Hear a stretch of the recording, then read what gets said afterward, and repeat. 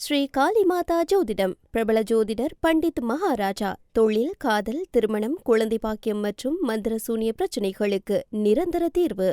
வணக்கம். இது தமிழ்வினின் மதிய நேர பிரதான செய்திகள். முதலில் தலைப்புச் செய்திகள். மத்திய கிழக்கில் வெடிக்கும் பதற்றத்திற்கு மத்தியில் இலங்கைக்கு வரும் எண்ணெய் கப்பல்.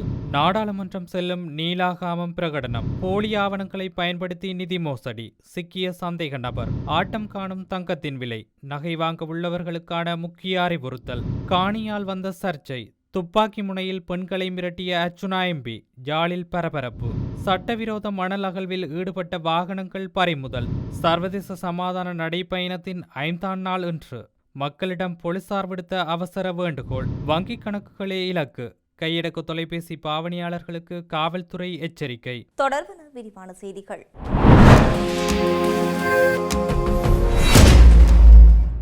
மத்திய கிழக்கில் போர் மோதல்கள் ஆரம்பமாகிய பின்னர் இலங்கைக்கு 2வது கச்சா எண்ணெய் கப்பல் இன்று வருகை தரவுள்ளது. இந்த அறிவிப்பை இலங்கை பெட்ரோலிய களஞ்சிய முனையம் நிறுவனம் வெளியிட்டுள்ளது. இந்த கப்பலின் மூலம் 90,000 மெட்ரிக் டன் கச்சா எண்ணெய் இலங்கைக்கு கொண்டுவரப்படுவதாக அதன் முகாமைத்துவ பணிப்பாளர் மயூர நெத்திக்குமார் தெரிவித்துள்ளார்.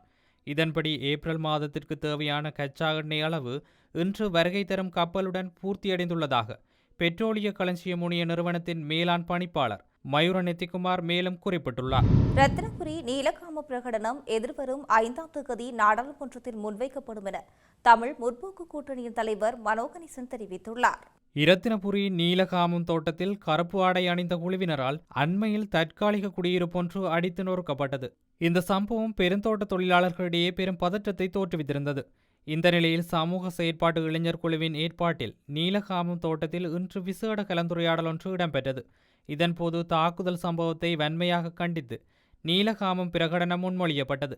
கூட்டத்தின் இறுதியில் பிரகடனத்தை நாடாளுமன்றத்தில் சமர்ப்பிக்குமாறு அங்கு வருகை தந்திருந்த நாடாளுமன்ற உறுப்பினர் மனோ கணேசனிடம் கோரிக்கை விடுக்கப்பட்டது. இதற்கு பதிலளித்த நாடாளுமன்ற உறுப்பினர் 5ஆம் தேதி குறித்த பிரகடனத்தை சபையில் சமர்ப்பிப்பதாக உறுதியளித்துள்ளார். போலி அடையாள அட்டை மற்றும் போலி சாரதி அனுமதி பத்திரத்தை பயன்படுத்தி நிதி மோசடிகளில் ஈடுபட்டதாக சந்தேகிக்கப்படும் நபர் ஒருவரை காவல்துறையினர் கைது செய்துள்ளனர். காவல்துறையினருக்கு கிடைத்த தகவலுக்கு அமைய ஜக்கல காவல்துறை பிரிவிற்குட்பட்ட பெலுமகர பகுதியில் நேற்றிரவு மேற்கொள்ளப்பட்ட சோதனையின் போது இந்த சந்தேக நபர் கைது செய்யப்பட்டுள்ளார். இவ்வாறு கைது செய்யப்பட்டவர் கம்பகா பகுதியைச் சேர்ந்த 60 வயதுடையவர் என அடையாளம் காணப்பட்டுள்ளார்.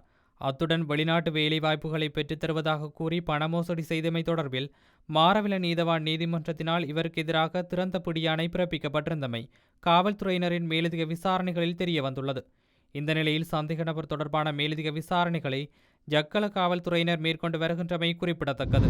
சர்வதேச சந்தையில் தங்கத்தின் விலை என்று அதிகரிப்பை பதிவு செய்துள்ளது. அதன்படி சர்வதேச சந்தையில் ஒரு அவுன்ஸ் தங்கத்தின் விலை 4708.69 டாலர்களாக பதிவாகியுள்ளது. இதேவேளை வெள்ளியின் விலையும் அதிகரித்துள்ளதாக தெரிய வருவதுடன் ஒரு அவுன்ஸ் வெள்ளியின் விலை 75.69 டாலர்களாகவும் பதிவாகியுள்ளது. டாலரின் மதிப்பு வலுவடைந்து வருவதும் உலகளாவிய அரசியல் நகர்வுகளும் இந்த விலை மாற்றத்திற்கு பிரதான காரணங்களாக கூறப்படுகின்றமை குறிப்பிடத்தக்கது. சர்வதேச சந்தையில் ஏற்பட்டுள்ள விலை மாற்றமானது இலங்கை சந்தையிலும் தங்கத்தின் விலையிலும் தளம்பல் நிலைமைக்கு வழிவகுக்கும் என பொருளாதார ஆராய்ச்சியாளர்கள் சுட்டிக்காட்டுகின்றனர். மேலும் தங்கம் வாங்க காத்திருப்போர் தங்கத்தை கொள்வனவு செய்யும் போது விலை மாற்றங்களை அவதானத்தில் கொள்ளுமாறு அறிவுறுத்தப்பட்டுள்ளனர். நாடாளுமன்ற உறுப்பினர் ராமநாதன் அர்ச்சுனா துப்பாக்கி முனையில் பெண்களை அச்சுறுத்திய சம்பவம் அதிர்வலைகளை ஏற்படுத்தியுள்ளது. குறித்த சம்பவம் நேற்றைய தினம் யாழ்ப்பாணம் பெரியபுலான் பகுதியில் இடம்பெற்றுள்ளது. சம்பவம் குறித்து மேலும் தெரிய வருகையில் சம்பவம் இடம்பெற்ற காணியின் உரிமை தொடர்பாக மல்லாகம் நீதிமன்றத்தில் வழக்கு நடைபெற்று வருகிறது. அந்த காணியானது தனது காணி என நாடாளுமன்ற உறுப்பினர் ராமநாதன் அர்ச்சுனா கூறி வருகின்ற நிலைமையில் வேறொரு தரப்பினரும் அதில் தங்களது காணி இருப்பதாக உரிமை கோரி வருகின்றனர். அந்த வகையில் நேற்றைய தினம் குறித்த காணியை சுத்தம் செய்யும் நடவடிக்கையில் நாடாளுமன்ற உறுப்பினர் அர்ச்சுனா ஈடுபடும் போது அங்கு வந்த பெண்கள் இருவர் அதில் ஒரு பகுதி தமது காணி என்று கூறி முரண்பாட்டில் ஈடுபட்டுள்ளனர். எதிரே நின்ற பெண்கள் கையில் எந்தவிதமான ஆயுதங்களோ பொருட்களோ இல்லாமல் நின்ற நிலையில் நாடாளுமன்ற உறுப்பினர் அர்ச்சுனா திடீரென தனது துப்பாக்கியை எடுத்து அந்த பெண்களை மிரட்டியுள்ளார். பெண்கள் மீதான இந்த சம்பவமானது மிகுந்த அதிர்ச்சியை ஏற்படுத்தியுள்ளது. அனுர அரசானது நாடாளுமன்ற உறுப்பினர் ராமநாதன் அர்ச்சுனாவுக்கு துப்பாக்கி கொடுத்துள்ளமை மக்களுக்கு ஆபத்து என ஏற்கனவே பல தடவைகள் பல்வேறு தரப்பினரும் சுட்டிக்காட்டிய நிலையில் இதுவரை அந்த துப்பாக்கியானது மீளப்பெறப்படவில்லை. இது இவ்வாறு தொடருமானால் அசம்பாவிதங்கள் ஏற்படும் என மக்கள் அச்சம் வெளியிட்டுள்ளனர். சட்டவிரோத மணல் அகழ்வில் ஈடுபட்ட வாகனங்கள் மற்றும் அதன் சாரதிகளும் கைது செய்யப்பட்டுள்ளதாக மூதூர் காவல்துறையினர் தெரிவித்துள்ளனர். குறித்த கைது நடவடிக்கை மூதூர் காவல்துறை பிரிவில் நேற்று சனிக்கிழமை இடம்பெற்றுள்ளது. இதன்போது அனுமதி பத்திரமின்றி பரவி பாஞ்சான் பகுதியில் மணல் அகழ்வில் ஈடுபட்ட 4 உளவு இயந்திரங்களும் அதன் சாரதிகளும் காவல்துறை விசேட அதிரடி படையினரால் கைது செய்யப்பட்டுள்ளனர்.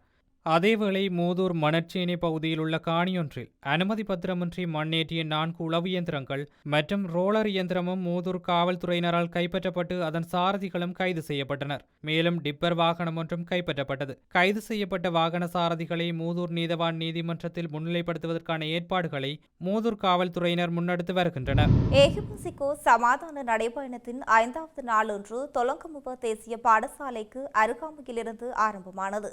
இன்றைய தினம் இந்த நடைபயணம் யக்கல அபே சேகரராமைய வரை சென்றடைய உள்ளது. நாளை ஜக்கல அபசேகர ராமையவிலிருந்து கழனி ராஜமகா விகாரை வரை நடைப்பயணம் தொடரவுள்ளதுடன் ஏப்ரல் 28ஆம் தேதி கழனி ராஜமகா விகாரையில் பாடசாலை மற்றும் பல்கலைக்கழக மாணவர்களுடன் விசேட கலந்துரையாடல் ஒன்றும் ஏற்பாடு செய்யப்பட்டுள்ளது.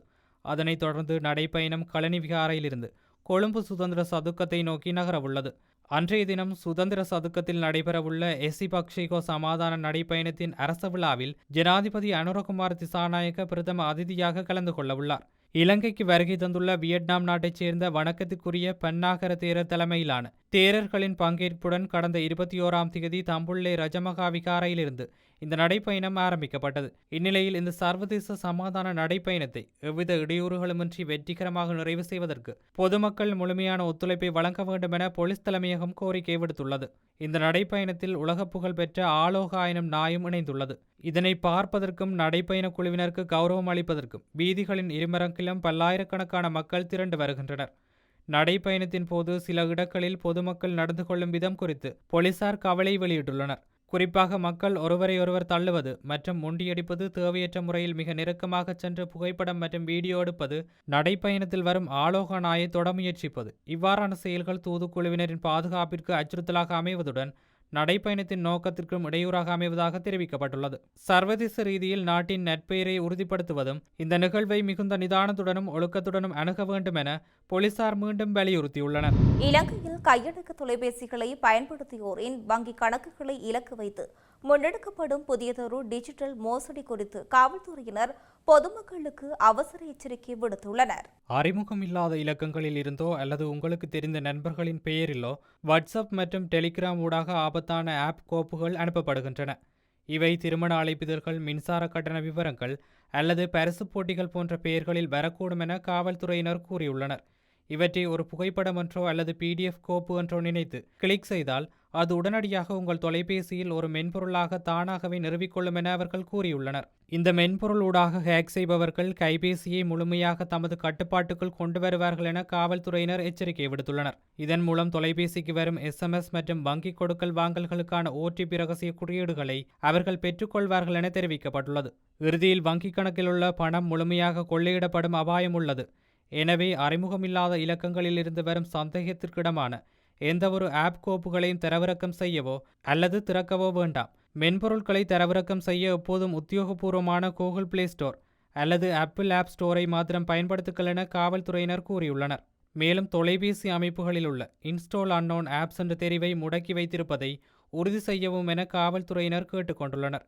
ஏதேனும் சந்தர்ப்பத்தில் இவ்வாறான மோசடிக்கு உள்ளாகியிருந்தால் உடனடியாக உங்கள் வங்கிக் கணக்குகளை முடக்குவதோடு அருகிலுள்ள காவல் நிலையத்திற்கோ அல்லது குற்றப்புலனாய்வு திணைக்களத்தின் கணினி குற்றப்புலனாய்வு பிரிவிற்கோ அறிவிக்குமாறும் பொதுமக்களை கேட்டுக் கொள்ளப்பட்டுள்ளனர். செய்தி நிர்வாகம் மீண்டும் தலைப்புச் செய்திகள். மத்திய கிழக்கில் வெடிக்கும் பதற்றத்திற்கு மத்தியில் இலங்கைக்கு வரும் எண்ணெய் கப்பல், நாடாளுமன்றம் செல்லும் நீலாகாமம் பிரகடனம், போலி ஆவணங்களை பயன்படுத்தி நிதி மோசடி, சிக்கிய சந்தேக நபர், ஆட்டம் காணும் தங்கத்தின் விலை, நகை வாங்க உள்ளவர்களுக்கான முக்கிய அறிவுறுத்தல், காணியால் வந்த சர்ச்சை, துப்பாக்கி முனையில் பெண்களை மிரட்டிய அர்ச்சுனா MP, ஜாலில் பரபரப்பு, சட்டவிரோத மணல் அகழ்வில் ஈடுபட்ட வாகனங்கள் பறிமுதல், சர்வதேச சமாதான நடைப்பயணத்தின் 5ஆம் நாள் இன்று மக்களிடம் போலீசார் விடுத்த அவசர வேண்டுகோள், வங்கிக் கணக்குகளே இலக்கு, கையடக்க தொலைபேசி பாவனையாளர்களுக்கு காவல்துறை எச்சரிக்கை. இத்துடன் தமிழ்மினின் மதிய நேர பிரதான செய்திகள் நிறைவடைகின்றன. செய்திகளை உடனுக்குடன் அறிந்து கொள்ள தமிழ்மின் என்ற யூடியூப் பக்கத்தினூடாக இணைந்திருங்கள். வணக்கம். ஸ்ரீ காளிமாதா ஜோதிடம் பிரபல ஜோதிடர் பண்டித் மகாராஜா. தொழில், காதல், திருமணம், குழந்தை பாக்கியம் மற்றும் மந்திர சூனிய பிரச்சனைகளுக்கு நிரந்தர தீர்வு.